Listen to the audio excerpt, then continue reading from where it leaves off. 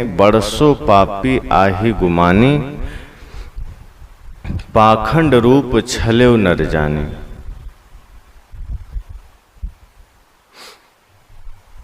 इसमें सदगुरु कबीर ने बहुत ही क्रांतिकारी रूप में अपनी बातें कही है। जो पुरा काल से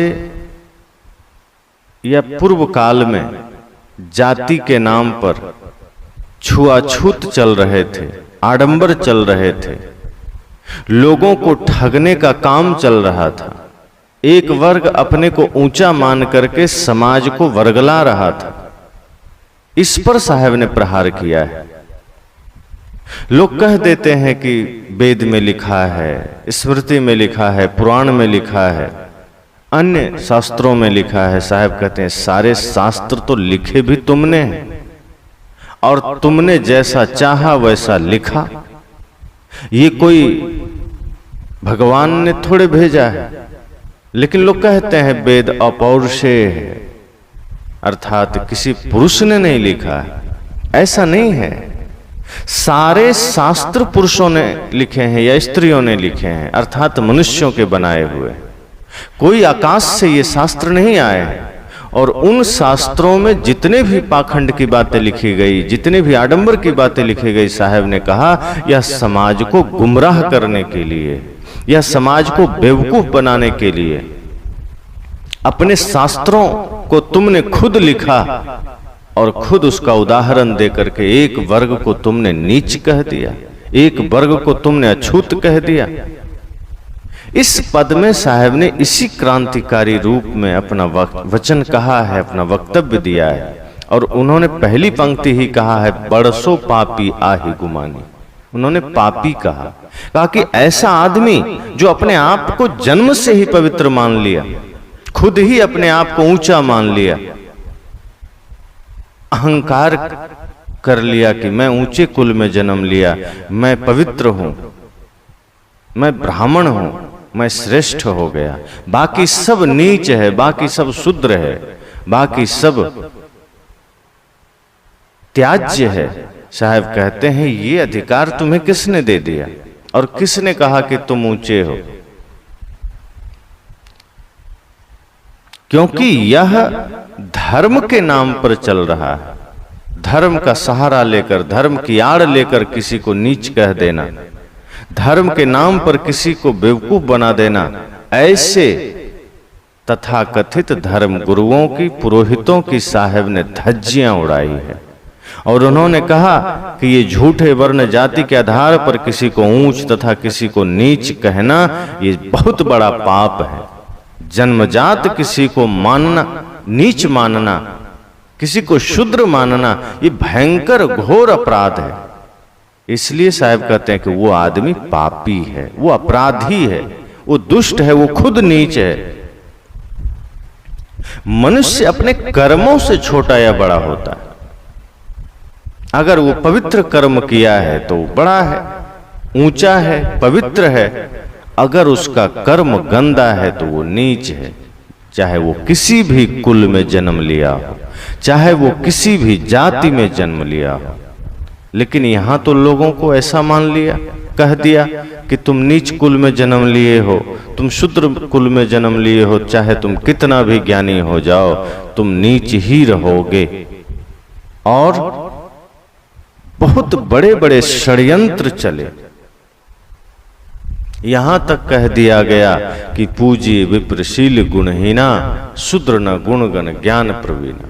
कि ब्राह्मण अगर चरित्र से भ्रष्ट भी है, शील गुणहीन भी है, तो वह पूज्य है। और अगर शूद्र गुण ज्ञान प्रवीण है, सब कुछ से श्रेष्ठ है, तो वह पूज्य नहीं है। यह मनुष्यता पर किया जाने वाला कितना बड़ा घातक प्रहार है। साहब कहते हैं ये नासमझी जिन्होंने की वे बड़े पापी हैं। साहब कहते हैं जरा सोचो कि जो अपने आप को ब्राह्मण कहते हैं वो जन्म से अपने को उत्तम मान लिए और एक वर्ग को, एक बड़े वर्ग को शूद्र कह दिया। कैसे शूद्र हो गया भाई? जिस व्यक्ति ने हमें मिट्टी का बर्तन बना के दिया, हम उसमें पानी पीते हैं, हम उसे पूजा में प्रयोग करते हैं। कहीं पूजा हो तो पूजा की कलश कौन बनाता है? कुम्हार ही तो बनाता है। तो पूजा में प्रयोग किया जाने वाला कलश पूजनीय हो गया, लेकिन कलश बनाने वाला कुम्हार शूद्र हो गया, नीच हो गया, अपवित्र हो गया। ये कहां की ना समझी। किसी ने हमें तेल पेर कर दिया, उस तेल के हमने दिए जलाए भगवान की पूजा में और खुद भी खाए, बाल में भी लगाए, लेकिन वो तेल पेरने वाला तेली शूद्र हो गया, नीच हो गया, अछूत हो गया। आखिर बनाया तो उसी ने, तैयार तो उसी के हाथों से हुआ। तो जिस तेली ने तेल तैयार किया, उस तेल को हम खाते भी हैं, शरीर में लगाते भी हैं, भगवान की पूजा के लिए दीप में भी डालते हैं, तो वो तेली अपवित्र कैसे हो गया? साहब ने कहा कि जिस व्यक्ति ने कपड़े बुने, हमारे लिए कपड़े तैयार किए, और तो और तुम्हारे भगवान के लिए भी कपड़े उसने बनाए, उसी के बनाए कपड़े तुम पहनते हो, उसी के बनाए कपड़े तुम भगवान को पहनाते हो, उसी कपड़े को तुम दिन रात पहन रहे हो, उसी पर सो रहे हो। वो कपड़ा शुद्ध हो गया, लेकिन वो कपड़ा बुनने वाला बुनकर अपवित्र हो गया, नीच हो गया। साहब ने कहा, कहां का न्याय है? ये कहां की समझदारी है? ये षड्यंत्र है। आगे साहब ने कहा कि जिसने हमारे बाल बनाए, नाई आता है हमारा बाल बना देता है। बाल बनाते समय कोई दिक्कत नहीं है, हमारे सिर में बाल बढ़ गए, वो आया हमारे सिर को पकड़ पकड़ करके बढ़िया से बाल काट दिया। तो हमारे सिर की सफाई करने वाला नाई अपवित्र हो गया, और जिस सिर में बाल है वो सिर पवित्र हो गया। साहब ने कहा, ये नासमझी नहीं तो और क्या है? मनुष्य को जाति के नाम पर नीच कह दिया गया। जो बाल काट रहा है, जो बाल की सफाई कर रहा है, वो शूद्र हो गया, वो नीच हो गया, और तुम पवित्र कैसे हो गए? जिसने हमारे कपड़े धोए, उस धोबी समाज को तुमने नीच कह दिया। तुम्हारे कपड़े तुम्हारे शरीर में गंदे हैं, तुम गंदगी में बैठे हो तो तुम पवित्र हो, और जिसने तुम्हारी गंदगी साफ कर दी, जिसने तुम्हारे कपड़े धो दिए, वो गंदा हो गया।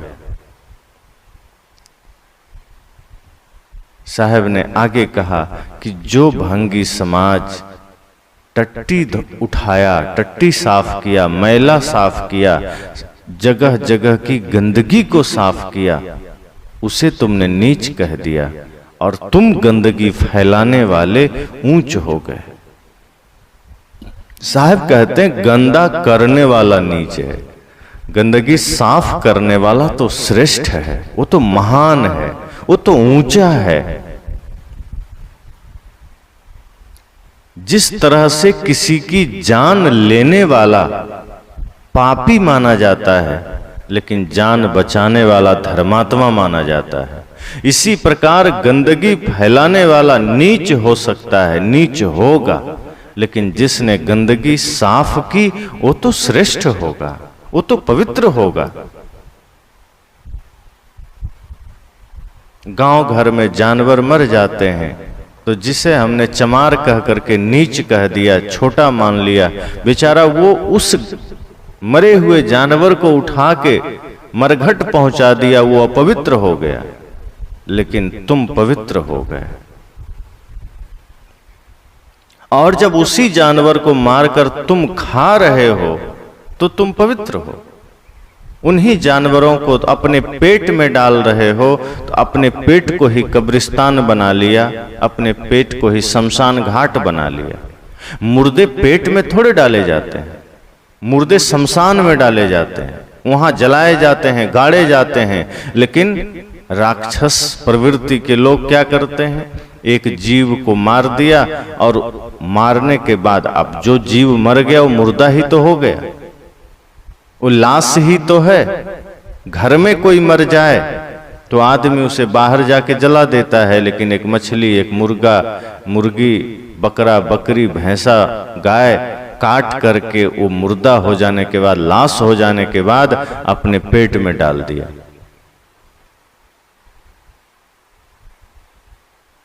राजेंद्र प्रसाद जी से किसी ने कहा था कि आप मांस नहीं खाते।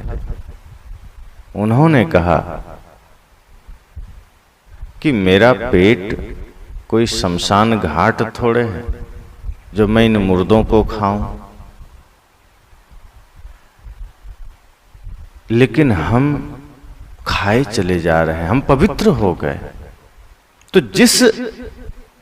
जिस व्यक्ति को हमने नीच कहा वो समाज के सारे उत्तम कार्य कर रहा है। साहब कहते हैं किस आधार पर तुमने इसे नीच कहा, किस आधार पर तुमने उसे छोटा कहा, शूद्र कहा। और जिस व्यक्ति ने हमारे लिए अनाज पैदा किया,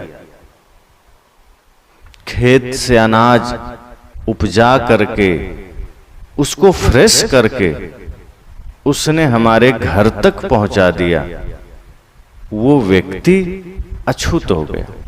उसके द्वारा उपजाया हुआ अन्न शुद्ध है, हमारे घर तक पहुंचा दिया तब तक शुद्ध है। उस अनाज को खाने वाला हम शुद्ध हैं, लेकिन जिसने पैदा किया वो अशुद्ध हो गया, वो अपवित्र हो गया, उसे हम अपवित्र मान लिए।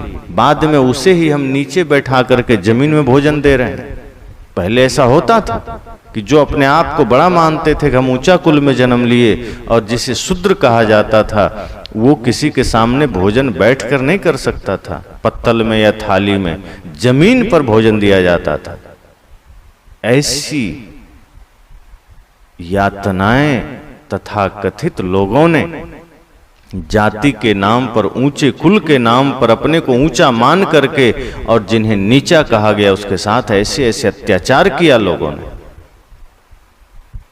साहब ने कहा कि जिस व्यक्ति ने कुआं खोदा, कुएं में उतर करके धीरे धीरे कुएं को बनाया, खोदा, तैयार किया, वो अपवित्र हो गया, लेकिन उसी कुआं से तुम पानी पी करके पवित्र हो गए। उसे फिर कुएं पर चढ़ने भी नहीं दिया जाता था। जो अपने आप को ऊंचा मानते थे, उनके घर आंगन में कोई कुआं है तो वहां कोई भी शूद्र नहीं जा सकता है, उसके कुएं पर चढ़कर पानी नहीं ले सकता।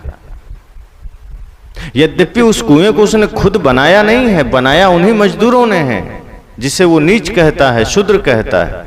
उसका बनाया कुआं ठीक है, लेकिन जिसने बनाया वो अछूत हो गया। साहब कहते किस आधार पर इतने सारे अपराध तुमने किए? बड़े ही जोर देकर साहब ने कहा, बरसों पापी। ऐसे लोग पापी है जो जाति के नाम पर किसी को नीच कह दिया, किसी को छोटा कह दिया, किसी को शूद्र कह दिया। साहब कहते हैं ऐसे लोग पापी हैं, दुष्ट हैं। वस्तुतः यही लोग शूद्र हैं, यही लोग नीच हैं, जिसके मन में किसी के लिए जाति के नाम पर छुआछूत का भाव है, जो अपने को ऊंचा मानते हैं, किसी को नीचा मानते हैं। ऊंचे कुल में जन्म लेने से कुछ नहीं होता। ऊंचा कुल भी तो तुमने ही बनाया। तुमने मान लिया कि ये ब्राह्मण है, ये ऊंचा होता है, वो शूद्र है, वो नीचा होता है। शास्त्र भी तुमने ही लिखे, किसी और ने तो लिखे नहीं। साहब कहते हैं ये शास्त्र भी ब्राह्मणों के बनाए हैं, अपने तरीके से इन्होंने ऊंचा बना लिया कि मैं ऊंचा। किसी ने कहा थोड़े कि तुम ऊंचा हो, खुद मान लिया कि मैं ऊंचा। साहब कहते हैं ये अपराध है, ये पाप है। तुमने खुद को ऊंचा माना, कोई बात नहीं, खुद को ऊंचा मान लिया, ठीक है, पर किसी को नीच कह दिया, साहब कहते ये सबसे बड़ा पाप है, ये सबसे बड़ा अपराध है। इसलिए साहब ने कहा कि ब्राह्मणों ने लोगों को नीच कहा, जो दूसरे कुल में जन्म लिया, जिसे आज शूद्र कहते हैं, उस शूद्र कुल में जिसने जन्म लिया वो नीच हो गया। ये शूद्र नाम भी तो ब्राह्मणों का दिया हुआ है, पुरोहितों का दिया हुआ है। जन्म से कोई ब्राह्मण शूद्र होता है? साहब कहते जन्म से सब समान है, बाद में तुम्हारे बनाए हुए भंवर जाल में कोई शूद्र हो गया, कोई वैश्य हो गया, कोई क्षत्रिय हो गया और तुमने खुद को ब्राह्मण मान लिया। साहब कहते हैं कि वेद शास्त्र पढ़ने और पढ़ाने का अधिकार भी ब्राह्मणों ने अपने पास रखा, और इस क्रम में उसने क्षत्रियों को पढ़ने की छूट दी और वैश्यों को थोड़ा और नीचे स्तर पर रखा, और शूद्र कहे जाने वाले बंधुओं के लिए तो भाषा पढ़ने का अधिकार भी नहीं दिया। और सदगुरु कबीर कोई बात हवा में नहीं करते, ये सभी धर्म शास्त्र में लिखे गए हैं और ऐसा हुआ है। शूद्रों के साथ जो अत्याचार हुआ है, शूद्र नाम दे करके उसे नीच कहना और उसके साथ अत्याचार करना, एक बहुसंख्यकवादी को हमेशा के लिए नीचे दबा के रखना, जातिवाद का दीवार खड़ा करके रखना, साहब ने कहा ये कर्म लंबे समय तक चला है और आज भी कहीं ना कहीं मन मस्तिष्क में लोगों के ये विचार दबा हुआ है, समय समय से बाहर आ जाता है। बड़े बड़े धर्मगुरु जो अपने आप को मानते हैं कि हम ब्राह्मण कुल के हैं, जब उनकी अपनी सभा लगती है तो वहां ये जातिवाद का विष वो बाहर लेकर आते हैं। बाकी समय तो कहते हैं कि हम सब हिंदू हैं, जब वोट देने की बात आए तो हम सब हिंदू हैं, लड़ने की बात आए तो हम सब हिंदू हैं, लेकिन गद्दी पर बैठने की बात आए, पूजा की बात आए, प्रतिष्ठा की बात आए, तब कहते हैं हम ब्राह्मण हैं, तुम शूद्र हो, तुम इसके योग्य नहीं हो, तुम मंच पर बैठने के योग्य नहीं हो। ये नासमझी चलती है। तो साहब ने कहा कि वेद शास्त्र पढ़ने का अधिकार भी ब्राह्मणों ने अपने पास रखा और कहा कि शूद्र को वेद पढ़ने का अधिकार नहीं है, शूद्र को पढ़ने का ही अधिकार नहीं, वेद तो छोड़ दीजिए। और कहा भी गया कि अगर शूद्र ने वेद पढ़ लिया तो यह बहुत बड़ा पाप हो जाएगा। वासिष्ठ शास्त्र में लिखा है, शूद्र निसंदेह चलता फिरता शमशान है, इसलिए शूद्र के पास वेदों का अध्ययन नहीं करना चाहिए। सोचिए कितनी बड़ी नीचता भरी है इसमें, कि जो शूद्र है, जो नीची जाति के लोग हैं, वो चलता फिरता शमशान है, वो अपवित्र हैं, गंदा है, उसे वेद पढ़ने का अधिकार तो छोड़िए, उसके पास वेद पढ़ना भी नहीं चाहिए। ये लिखा गया शास्त्रों में, ये सदगुरु कबीर ने नहीं कहा, ये लिखा हुआ है। शमशान मेत प्रत्यक्षम ये शूद्राः पादचारिणः तस्मात् क्षुद्र समीपे तु नाध्येतव्यम कदाचन। वासिष्ठ में यह बात आई है कि शूद्र निसंदेह चलता फिरता शमशान है, इसलिए शूद्र के पास वेदों का अध्ययन नहीं करना चाहिए। पद्युः वा एतच्छ शमशानम यच्छूद्रस्तमा क्षुद्र समीपे नाध्येतव्यम। कहा गया कि वह चलता फिरता श्मशान है, इसलिए शूद्र के सामने वेद नहीं पढ़ना चाहिए। आगे लिखा गया, शूद्र यदि निकट आकर वेद सुन ले तो क्या करना है। एक बात और लिखी गई कि ब्राह्मण शूद्र को वेद का ज्ञान न दे। ये कहाँ लिखा गया? ये लिखा गया मनुस्मृति में, न शूद्राय मति दद्यात्, अर्थात उसे ज्ञान न दे, वेद का कोई भी ज्ञान ब्राह्मण शूद्र को न दे। आगे लिखा गया कि शूद्र यदि निकट आकर वेद सुन भी ले, अगर कोई जिसे ब्राह्मणों ने शूद्र कहा कि वो शूद्र है, नीच है, अगर वो निकट आकर के वेद कहीं सुन लिया तो क्या करना है? उसके कानों में पिघला हुआ रांगा भर देना है या फिर लाख भर देना है। और यदि उसने वेदों का पाठ कर लिया हो तो उसकी जीभ काट देना है। और यदि उसने वेद मंत्रों को याद कर लिया है तो उसके शरीर को काट देना है। ये बात कहां लिखी गई?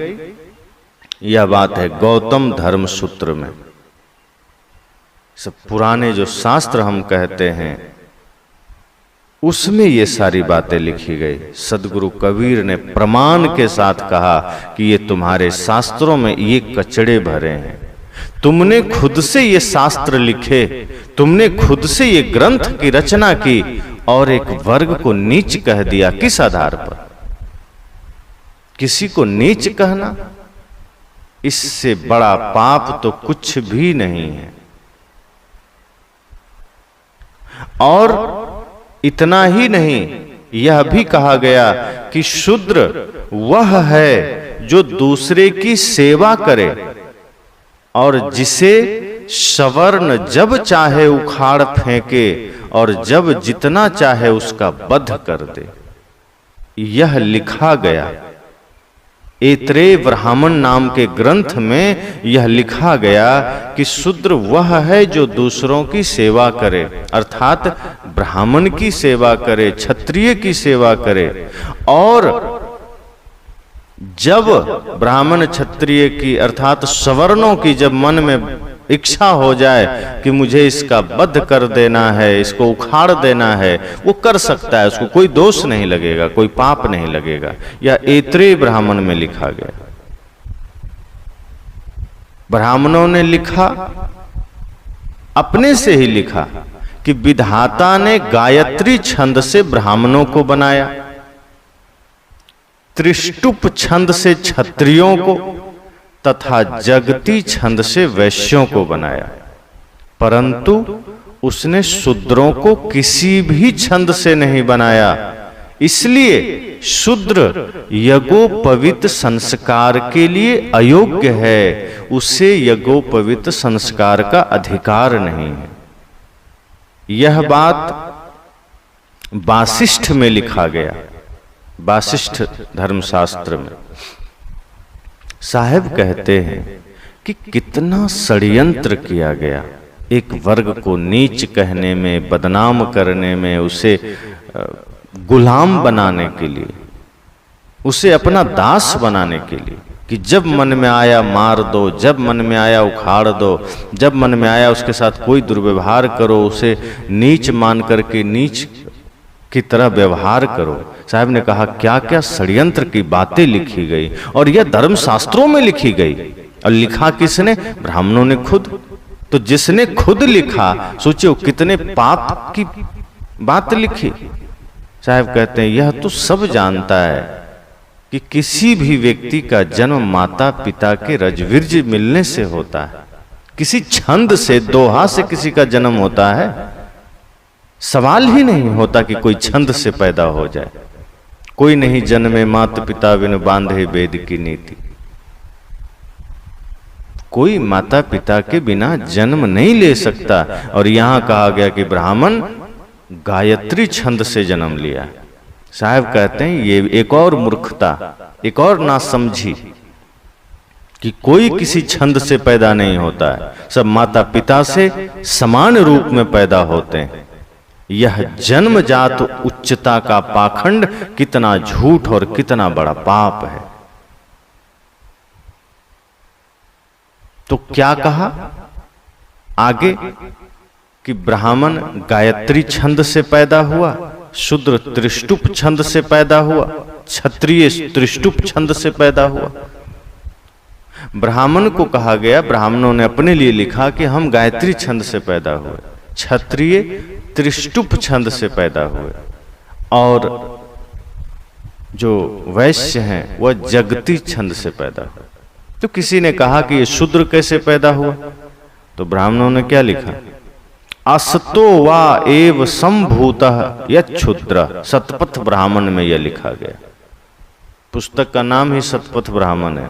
तो क्या लिखा उसमें कि यह शूद्र असत से पैदा हुआ है, झूठ से पैदा हुआ है, इसका कोई अस्तित्व ही नहीं है, ये कीट पतिंगे के समान है।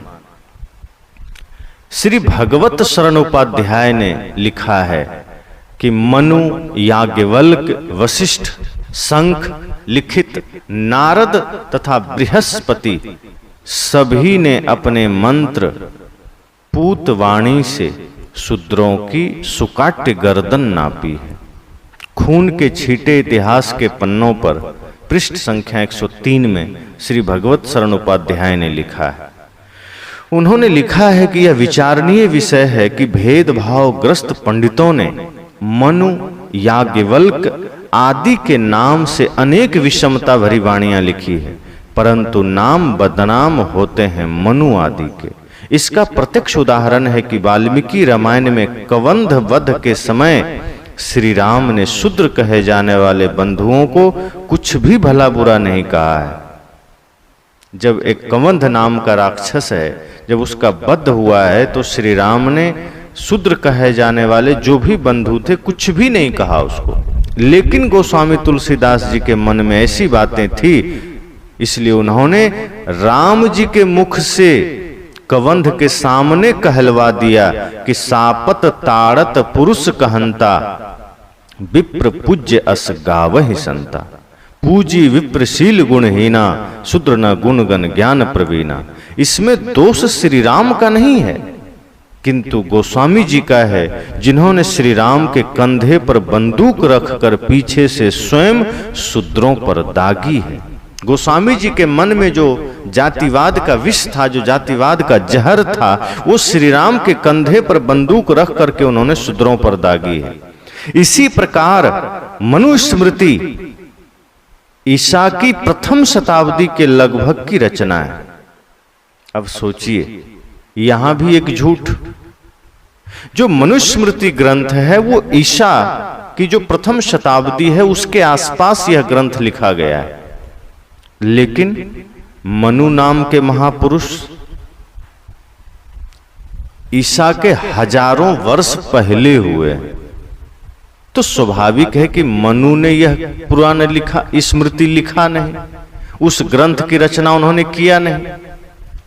जो ग्रंथ लिखा ही ईसा के आसपास गया है, प्रथम शताब्दी में जिसकी रचना हुई है मनुस्मृति की, लेकिन मनु तो हुए हैं उसके हजारों वर्ष पहले। इसका मतलब मनु के नाम पर ब्राह्मणों ने ग्रंथ लिख करके उनके नाम को बदनाम किया है। इसलिए साहब कहते हैं कि यह सब कुछ ब्राह्मणों ने ही किया है। संबुक शूद्र होकर भी तप कर रहे थे, इसलिए श्री राम ने उनकी हत्या कर दी। यह बात वाल्मीकि रामायण के उत्तरकांड सर्ग 73 से 76 में आया है। अब यहां साहब कहते हैं कि इसी प्रकार सूत शूद्र होकर भी नैमिषारण्य में कथा बांच रहे थे, इसलिए बलराम ने उनकी हत्या कर दी। यह बात श्रीमद् भागवत में आया है। ऐसी षड्यंत्र भरी कल्पित कहानियां भी शूद्र कहे जाने वाले बंधुओं के शोषण के लिए रची गई। ऐसी कहानियां इसलिए रची गई ताकि कोई दूसरा शूद्र कुल का व्यक्ति धर्म की उपासना ना कर सके, सत्य की उपासना ना कर सके, सत्य मार्ग पर ना चल सके, तपस्या ना कर सके, ध्यान ना कर सके, सत्संग ना कर सके, ज्ञान अर्जन ना कर सके। उसको डराने के लिए कि अगर तुमने तपस्या कर ली, अगर तुमने कथा बांच लिया, तो भी भगवान आकर तुम्हें मार देंगे, क्योंकि भगवान नहीं चाहते कि शूद्र कुछ करे। और यह भी कपोल कल्पित है। साहब यहां लिखते हैं कि सूत हत्या तथा संबुक हत्या संकुचित ब्राह्मण पुरोहितों की कल्पना मात्र है। इसमें श्री राम तथा बलराम को घसीटकर कलुषित ब्राह्मणों ने अपना स्वार्थ सिद्ध करना चाहा है। इसलिए साहब लिखते हैं कि सदगुरु श्री अभिलाष साहब जी की जो पुस्तक है कबीर पर शुक्ल और मेरी दृष्टि, उस पुस्तक को पढ़ना चाहिए। उसमें उन्होंने बड़े ही बृहद रूप से, विस्तार रूप से इस विषय पर लिखा है कि कैसे संबुक हत्या के नाम पर ब्राह्मणों ने राम जी को बदनाम किया, कैसे सूत हत्या के नाम पर ब्राह्मणों ने बलराम जी को बदनाम किया। साहब कहते ये सब षड्यंत्र ब्राह्मणों का रचा हुआ है। साहब ने लिखा कि ब्राह्मणों द्वारा जितने धर्मशास्त्र, स्मृति, पुराण, महाकाव्य आदि रचे गए, सब में उन्होंने अपने स्वार्थ की बातें लिखी। जैसा मन चाहा। स्वाभाविक है, जो व्यक्ति जिसका मन गंदा है, जिसका मन अपवित्र है, साहब ने तो कहा जिसका मन गंदा है, अपवित्र है, मांस खाता है, जिसका चिंतन गंदा है, उससे ज्यादा नीच कोई दूसरा नहीं हो सकता। और ऐसा आदमी अगर कोई शास्त्र लिखेगा, कोई किताब लिखेगा, तो निश्चय ही वह स्वयं को बड़ा सिद्ध करेगा, स्वयं को ही श्रेष्ठ सिद्ध करेगा और एक बड़े वर्ग को वो नीच कह देगा। तो साहब ने लिखा कि अपने स्वार्थ सिद्धि के लिए इसने अपने अनुसार ग्रंथों में बातें लिखी और एक वर्ग को पशु के समान जीने के लिए विवश कर दिया। जिसको इसने शूद्र कहा उसे पशु से भी बदतर माना। विद्या, धर्मशास्त्र, धर्म कृत्य, ऊंचे पद, संन्यास आदि का अधिकारी इसने अपने को माना और अन्य को, ज्यादातर तथाकथित शूद्रों को इनसे सर्वथा दूर रखा। यह सब पुरोहितों के द्वारा किया जाने वाला चोरियां ही तो है। ब्राह्मण ही सब किन्हीं चोरी, ब्राह्मण ही को लागल खोरी। धर्मशास्त्र के नाम पर सारे ज्ञान विज्ञान को इसने अपना अंडर में कर लिया, अपने तरीके का बात लिख दिया और एक बड़े वर्ग को नीच कह दिया। तो इसने चोरी भी इसी ने की। साहब ने कहा इसलिए जब इसने चोरी किया, भेदभाव किया, हिंदू समाज को कमजोर किया, जाति पाति का जहर हिंदू धर्म ग्रंथों में लिखा, तो जैसे कि लोग दूध में पानी मिला देते हैं, वो दूध ओरिजिनल थोड़े रह जाता है, फिर उसमें पानी मिल जाता है। इसी प्रकार इन्होंने क्या किया कि जाति पाति का जहर हिंदू समाज में मिला दिया। अपने धर्मशास्त्रों में छुआछूत का जहर मिला दिया, आडंबर पाखंड चमत्कार का जहर मिला दिया और आज समस्त हिंदू समाज में उसकी छाया देखने को मिलती है। अब यहां ध्यान यह देना है कि ब्राह्मण नाम का एक वर्ग है और संसार में किसी भी वर्ग के सारे लोग गलत नहीं होते। अगर यहां ब्राह्मण की बात आई तो ऐसा नहीं है कि पूरा ब्राह्मण समाज ही गलत है। साहब कहते हैं ब्राह्मण वर्ग में रहे हुए पुरोहितों ने ही भेदभाव तथा छल छद्म की नीति अपनाई। इसमें पूरा ब्राह्मण समाज दोषी नहीं है, सबको दोष नहीं दिया जा सकता। ब्राह्मणों में भी सदा सर्वदा से कुछ ऐसे मानवतावादी चिंतक हुए हैं, विचारक हुए हैं, जो ब्राह्मण पुरोहितों की भेदभाव जनित व्यवस्था के घोर विरोधी तथा मानव समानता के प्रबल पक्षधर रहे हैं। इस प्रकार ब्राह्मण समाज में भी ब्राह्मण व्यवस्था विरोधी आग यत्र तत्र सदैव सुलगती रही है, जिसके परिणाम में आचार्य बृहस्पति ने भौतिकवादी पक्ष लेकर ब्राह्मणों के कर्मकांडों की धज्जियां उड़ाई थी। साहब यह कहना चाहते हैं कि हम यह नहीं कह सकते कि अगर ब्राह्मण पुरोहितों ने यह छल छद्म किया शास्त्रों के नाम पर, छुआछूत के नाम पर, वेद शास्त्र के नाम पर, तो इसका मतलब संपूर्ण ब्राह्मण समाज इसका दोषी नहीं है। जो इसमें पुरोहित वर्ग है और कुछ यदा कदा उनको यह दोष दिया गया।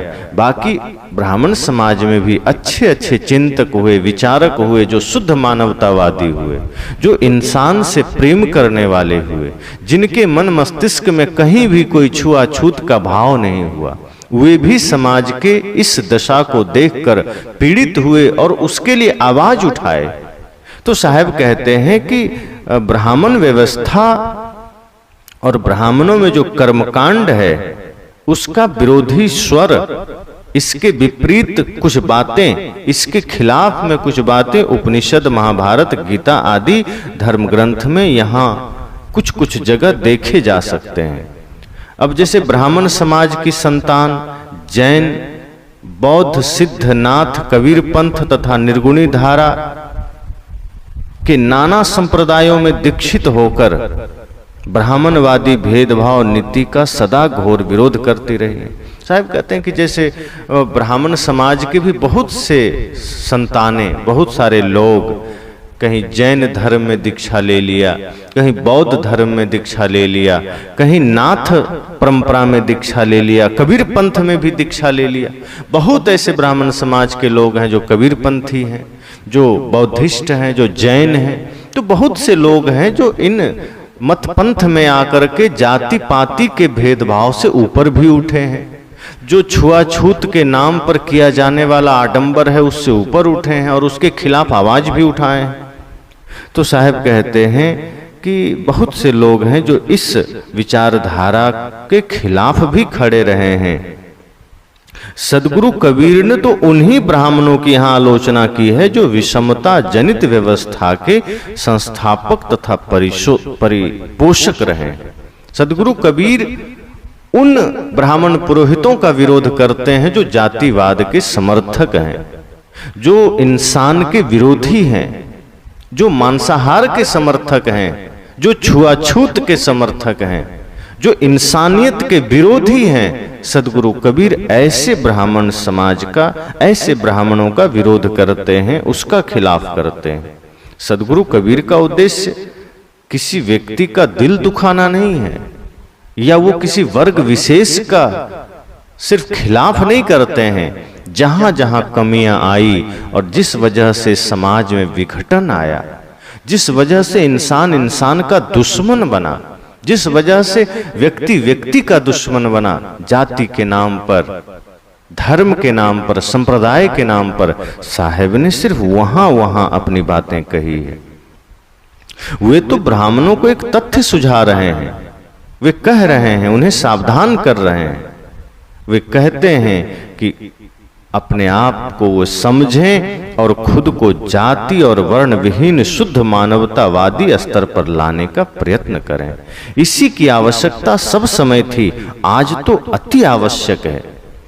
साहब कहते हैं कि जो ब्राह्मण समाज है वो खुद इस मामले में खड़े होकर के जाति पाति का विरोध करें, छुआछूत का विरोध करें, इंसान इंसान के बीच जो जाति की दीवार खड़ी हुई उसका खिलाफ करें।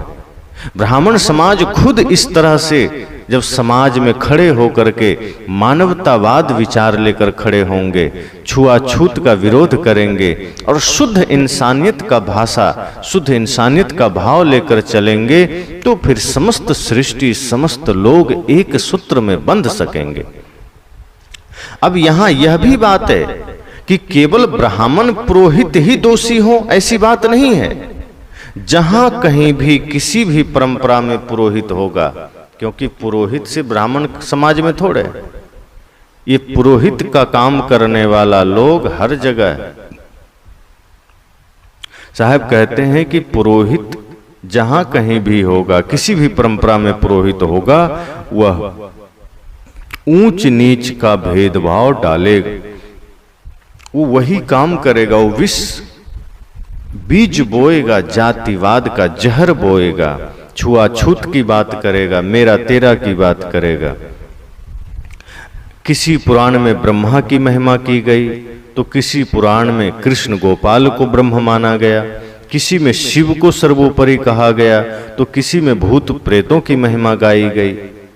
साहब कहते इस तरह से इन्होंने शास्त्र लिखे, इस तरह से इन्होंने ग्रंथ लिखे कि किसी में ब्रह्मा की महिमा कह दी गई, किसी में ब्रह्म को ही श्रेष्ठ कहा गया, किसी में कृष्ण की ही महिमा गाई गई, उसी की उपासना की बात की गई, किसी में शिव की महिमा गाई गई, किसी में विष्णु की महिमा गाई गई। और ये सब जगह की बात है। हर संप्रदाय में कुछ ऐसे पुरोहित होते हैं जो अपने गुरु के लिए, अपने भगवान के लिए इस तरह की बातें लिखते हैं कि वही सब कुछ है। कबीर पंथ में भी जो लोग पुरोहित का काम करते हैं वो उनका मन फ्रेश नहीं है, मलिन है। यहां भी यज्ञ हवन अब चलने लगा है, यहां भी छुआछूत की बातें चलने लगी कि कबीर के अलावा कोई नहीं, वही परमात्मा है, वही जगत रचयिता है। यहां भी जो पुरोहित बैठा है, कोई वेद पढ़ करके हवन कर रहा था तो कबीर पंथ के पुरोहित बीजक पढ़ के हवन कर रहे हैं। मूर्खता वही है, बस शब्द बदल गए। बीजक जो सारे कर्मकांड का विरोधी ग्रंथ है, जिसने कर्मकांड का विरोध किया। कबीर साहब की वाणी बीजक में इस तरह से आग उगलती है कर्मकांड के खिलाफ, जातिवाद के खिलाफ, छुआछूत के खिलाफ, पाखंड के खिलाफ। लेकिन आज लोगों ने बीजक ग्रंथ के शब्द पढ़ पढ़ के हवन करने लगे। जगह जगह आप देखें गृह प्रवेश जहां करते हैं तो कबीर पंथी पुरोहित भी, साहब कहते हैं वो संत नहीं, वो पुरोहित है। कबीर पंथ में जो पुरोहित है वो गृह प्रवेश में जाएंगे तो वहां भी हवन कुंड बना के हवन करेंगे। जो कबीर पंथ में पुरोहित है वो शादी में जाएंगे तो उसी तरह के पाखंड करेंगे, वो श्राद्ध में जाएंगे उसी तरह का पाखंड करेंगे। साहब कहते हैं ये पुरोहित भी अपने भगवान, कभी अपने आराध्य को भगवान बना करके बाकी सबको नीच मान करके छुआछूत फैला रहे हैं। तो इस तरह के पुरोहित हर जगह मिल जाएंगे। जैनियों ने भी अपने तीर्थंकरों की महिमा कर उनकी पूजा का विधान किया। जैन समाज में भी जो उनके तीर्थंकर होते हैं उनकी महिमा बढ़ा दी गई, उनके नाम पर बहुत सारे काल्पनिक कहानियां गढ़ दी गई कि वही सब कुछ हैं, श्रेष्ठ हैं, उनकी महिमा हो गई, उनका पूजा का विधान किया गया। तो यही बात मुसलमानों ने अपनी पद्धति चलाकर नमाज पढ़ना आरंभ किया। मुसलमानों ने भी वही किया कि अपने अनुसार उन्होंने सिस्टम बना लिया कि खुदा की इबादत करनी है, नमाज पढ़ना है, यही सब कुछ है, यही भक्ति, यही पूजा, यही आराधना। तो मुसलमानों ने भी अपना पंथ चलाया। इस तरह अनेक गुरुओं पुरोहितों के मार्ग निकले और वे अपने अपने को मोक्ष तथा ईश्वर के एकाधिकारी घोषित करते रहे। साहब कहते हैं इस तरीके से अनेक अनेक मत पंथ निकले, अनेक अनेक संप्रदाय निकले और सबने अपने अपने तरीके से ईश्वर की कल्पना की, मोक्ष की कल्पना की, स्वर्ग की कल्पना की और ये कहा कि हमारे गुरु, हमारे भगवान, हमारे शास्त्र में ही कल्याण है। और यह काम हर मत पंथ के पुरोहितों का है। जो सच्चा संत होगा, जो यथार्थवादी होगा, जो सबके प्रति करुणा का भाव रखेगा, जो मानवतावादी होगा, वो यह आडंबर नहीं फैलाएगा। उसके हृदय में सबके लिए सम्मान होगा। वो मनुष्य को कभी नीच नहीं कह सकता। उस समस्त सृष्टि के प्रति करुणावान होगा, प्रेममय दृष्टि लेकर खड़ा होगा। तो साहिब ने कहा कि इस तरह से पुरोहितों ने, हर संप्रदाय के लोगों ने अपने अपने ईश्वर, अपने अपने भगवान की कल्पना की, अपने अपने धर्मशास्त्र बनाए और खास करके इसमें ब्राह्मण पुरोहितों ने सबसे ज्यादा किया। उसी ने इतने बड़े वर्ग को नीच कह करके बहुत सारे षड्यंत्र किए। तो इस तरह से साहब ने आगे कहा कि कोई किसी का हटा न माना, झूठा खसम कबीर न जाना। कि कोई किसी का हटा अर्थात रोकना नहीं माना। कोई किसी ने किसी को रोका गलत मार्ग पर जाने से, किसी ने रोका आडंबर करने से, किसी ने रोका छुआछूत करने से। साहब कहते हैं कोई किसी का हटा न माना, झूठा खसम कबीर न जाना। जीवों ने झूठे खसम को सही मान लिया। खसम का अर्थ है मालिक एवं स्वामी। झूठी प्रधानता को सही मान लिया। झूठा खसम कबीर न जाना। कबीर साहब कहते हैं कि लोग यह न समझ सके कि यह स्वामी या श्रेष्ठ बनना झूठा है। लोगों ने झूठे स्वामित्व को ही मान लिया। जहां जहां बताया गया कि ये भगवान, ये खुदा, ये पैगंबर, ये अल्लाह, ये गॉड, ये महापुरुष, नदी नाले पहाड़ पर्वत, उसी को मान लिया। किसी की बात कोई माना नहीं। अपने अपने तरीके से भगवान की रचना कर लिए, अपने अपने तरीके से स्वामित्व गढ़ लिए। साहब कहते हैं ये समझ ही नहीं पाए कि यह श्रेष्ठ बनना, अपने आप में बड़ा बनना, अपनी कल्पनाओं में जीना, अपने तरीके का मायावी संसार में एक कल्पना का जगत निर्माण करना, ये सब झूठा है। खुद ही खुद को श्रेष्ठ मान लिया, दूसरे को नीच मान लिया। झूठा कसम कबीर न जाना। साहब कहते हैं खुद में यह कितना झूठ बात है कि खुद ही श्रेष्ठ बन बैठा, खुद ही ऊंचा बन बैठा, खुद ही मालिक बन बैठा। विनम्रता हो जीवन में, प्रेम हो जीवन में। जहां प्रेम होगा, जहां करुणा होगी, वहां सबके लिए प्रेम होगा, सबके लिए समता का भाव होगा, अहंकार नहीं होगा। ऊंच नीच है मध्य की वाणी, एक है पवन एक है पानी। साहब यहाँ कहते हैं कि यहाँ मूलतः कौन ऊंच है कौन नीच है, सब में एक ही आत्मा है। कोई ऊंचा कोई नीचा नहीं, सब एक प्रकार से है, सब एक समान है, किसी में वैर नहीं, कोई विरोध नहीं, कोई छुआछूत की बात नहीं। इंसान मात्र एक है। साहब तो कहते हैं जीव मात्र एक है, सब में एक ही आत्मा, एक ही परमात्मा है। कबीर साहब कहते हैं कि मैं सत्य की उपासना करता हूं और सत्य की राय देता हूं। साहब कहते हैं मैं सच कहता हूं, मुझे भय नहीं, क्योंकि शरीर छूटने का भय सबको होता है। साहब कहते हैं मैं क्यों भय करूं जो शरीर मेरा नहीं है, मैंने तो इसे कब का छोड़ रखा है, इसलिए मैं सत्य कह सकता हूं, मैं सत्य कहता हूं, मैं सत्य की उपासना करता हूं। साहब कहते हैं हे मनुष्य, तू जड़ देवी देवताओं के सामने घुटने टेक कर गिड़गिड़ाओ मत। ये जड़ देवी देवता के सामने घुटने टेक कर तुम गिड़गिड़ा रहे हो, तमेव माता च पिता तमेव बंधुश्च सखा। साहब कहते हैं जड़ देवी देवताओं के सामने घुटने मत टेको, गिड़गिड़ाओ मत, कुछ मिलने वाला नहीं है। तुम जो भी मांग रहे हो कुछ नहीं मिलेगा। अपने मन को निर्मल करो, मन को पवित्र करो, सबके साथ प्रेम का व्यवहार रखो, सब कुछ मिलेगा। माता पिता गुरु की सेवा करो, दीन दुखी की सेवा करो, सहायता करो, भूखे प्यासे लाचार असहाय की सेवा करो, सब मिलेगा। और सब में ही परमात्मा को देखो। ये जड़ चीजों में जाकर के मत्था टेकना और वहां धन विद्या समृद्धि सुख स्वास्थ्य की कामना करना, साहब कहते हैं हे मनुष्य ये मत करो, इससे कुछ होने वाला नहीं। अपने मन वाणी कर्मों को पवित्र करो। तुम स्वयं देवों का भी देव हो, महादेव हो, तेरे सद्गुण ही तेरी पूजा के लिए फूल पत्ते हैं। साहब कहते हैं कि जो तुम्हारे जीवन में सद्गुण है, दया है, क्षमा है, शील है, संतोष है, विवेक है, श्रद्धा है, भक्ति है, प्रेम है, साहब कहते यही तुम्हारे जीवन के फूल हैं, पुष्प हैं। इसकी खुशबू दूर तक जाएगी। अगर तुमने अपने जीवन में दुर्गुण धारण किए तो उसकी दुर्गंधी दूर तक जाएगी। फिर सामने तो हो सकता है कोई सम्मान कर दे, पर पीछे तुम गालियां खाओगे।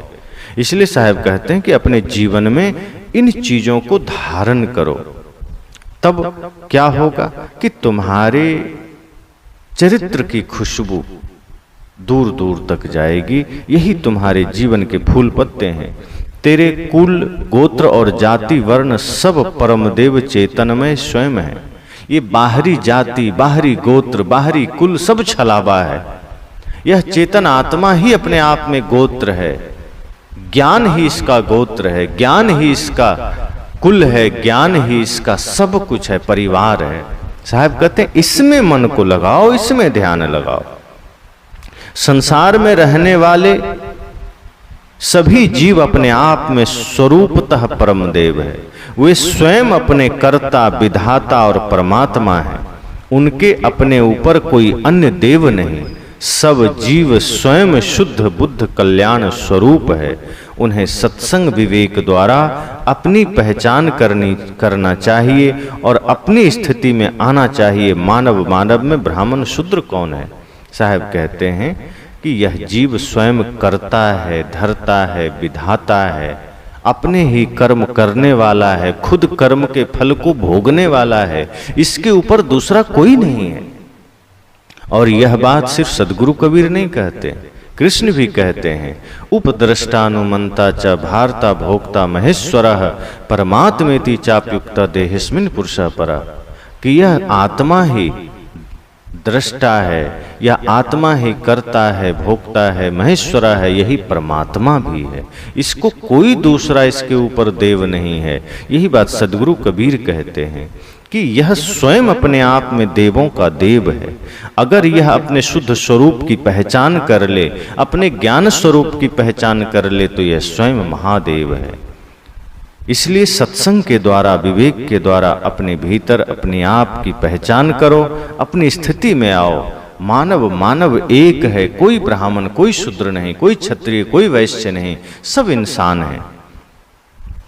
साहब ने कहा ब्राह्मण पुरोहितों का भारतीय समाज पर पुराकाल से वर्चस्व रहा है और उन्होंने अनेक काम अच्छे करते हुए भी अपने स्वार्थ की सिद्धि के लिए मिथ्या, दंभ, असत्य, झूठी महिमा, घमंड आदि का आश्रय लेकर समाज को अपनी पकड़ के अंदर रखने की कोशिश की है। निश्चय ही पुराकाल से ही शास्त्रों पर ब्राह्मणों की पकड़ रही, तो कुछ अच्छा काम किया तो कुछ ऐसा काम किया जो समस्त मानवता के लिए जहर के समान हो गया। अपने तरीके से ही शास्त्रों में अपनी महिमा, झूठी महिमा, झूठे प्रशंसा लिख दिया, अपने तरीके का जाल लिख दिया ताकि लोग इसमें फंसते चले जाएं, और इसमें वो सफल भी हो गए। उन्होंने सबके कल्याण की चाबी अपने हाथों में रखने का दावा किया। जैसे ऊपर कहा गया कि यह दोष केवल ब्राह्मण पुरोहितों का ही नहीं किंतु दुनिया के सारे संप्रदायों के पुरोहितों का है। इसलिए सदगुरु ने यहाँ ब्राह्मणों के साथ साथ अनेक पौराणिक संप्रदायों, जैनियों, मुसलमानों के भी नाम लिए। इसी प्रकार बौद्ध, ईसाई आदि सभी संप्रदायों के पुरोहितों को समझ लेना चाहिए। साहब कहते हैं कबीर पंथ में भी बहुत से ऐसी शाखाएं हैं जो जीवों की मुक्ति की चाबी अपने हाथों में रखते हैं। उन्हें लगता है मेरे ही पास है, मुक्ति मेरे पास आने से ही मिलेगी, कि हमारे नियम संस्कार के अनुसार चलने से ही जीव को मुक्ति होगी। वे यहाँ तक मिथ्या दावा करते हैं कि कबीर साहब ने स्वयं हमारी शाखा को जीवन मुक्ति का अधिकार दिया है। कबीर साहब जिस पाखंड का जीवन भर विरोध किए, लेकिन उन्हीं पाखंड को अपना करके उनके अनुगामी उसी का जोरदार समर्थन कर रहे हैं। और इस ढंग से कि मानो ऐसा कबीर साहब ने ही इन्हें आज्ञा दी है। कैसा आश्चर्य है। जो सदगुरु कबीर खुद पाखंड विरोधी हैं, आडंबर विरोधी हैं, आज कबीर साहब के नाम पर बहुत सारे उटपटांग बातें चल रही है। कबीर साहब ने जैसे ब्राह्मण पुरोहितों तथा अन्य पुरोहितों को खरी खोटी सुनाई है, यदि वे आज होते या आ जाएं तो कबीर पंथी पुरोहितों को उसी प्रकार वो लताड़ेंगे, छोड़ेंगे नहीं। उनके नाम पर किया जाने वाला पाखंड तो वो कैसे बर्दाश्त कर सकते थे। साहब ने कहा जितने भी मत पंथ के लोग हैं अपने अपने बुद्धि के अनुसार अलग अलग तरीके का षड्यंत्र किए। किसी ने अल्लाह को बड़ा माना, किसी ने भगवान को, किसी ने गॉड को, इस तरह के चीजें चली समाज में। उसी तरह से जो बाद में भी पंथ हुए उसमें भी लोगों ने अपने अपने महापुरुषों को भगवान बना दिया।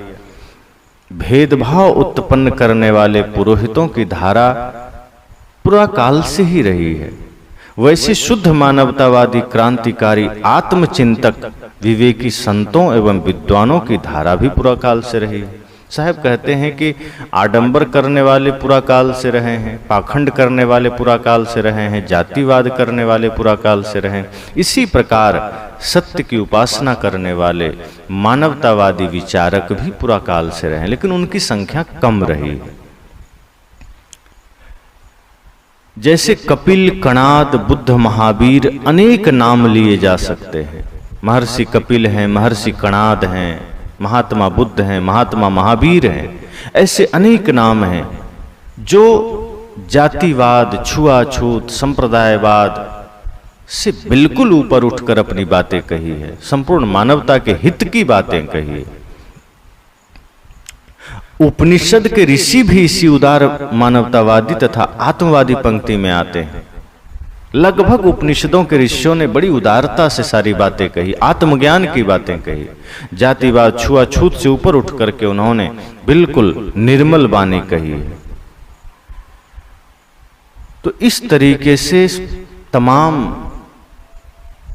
धाराएं पुराकाल से चली है। कबीर साहब कहते हैं कही तो मोहि भयल युगचारी।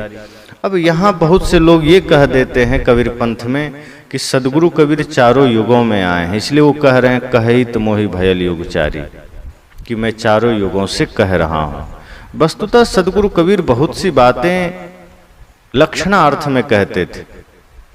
वे खुद इस तरह की बातों का खंडन करते हैं, तो वो कैसे कह सकते हैं मैं चारों युगों में आया हूं। वस्तुतः वो ये कहते हैं कि मोहि, मेरा जो साहब कहते हैं कि कहित मोहि भयल युगचारी, यहां उनके कहने का अर्थ यह है कि 4 युग अर्थात सदा से मेरे जैसा चिंतन देने वाले व्यक्तियों ने यह बात कही है। मोही का अर्थ कबीर साहब अपने लिए नहीं करते हैं, मेरे जैसा विचार देने वाले लोग सदा से, चारों युगों से अपनी बातें समाज के लिए कहते आए हैं। जो सत्य की बातें हैं, जो पाखंड रहित बातें हैं, जो यथार्थवादी बातें हैं, जो कल्याणकारी बातें हैं, ऐसी बातें मेरे जैसे लोग सदा से कहते आए हैं। और सदा से ऐसे ऐसे महापुरुष समाज में हुए हैं जिन्होंने समाज में क्रांति की है, जिन्होंने समाज में आडंबर, झूठ, छल, कपट का, पाखंड का पर्दाफाश किया है, जिन्होंने सत्य ज्ञान के बीज बोए हैं। तो ऐसे महापुरुष चारों युगों से हुए हैं। ये नहीं समझना है कि सदगुरु कबीर यह कह रहे हैं कि मैं ही चारों युगों में हुआ।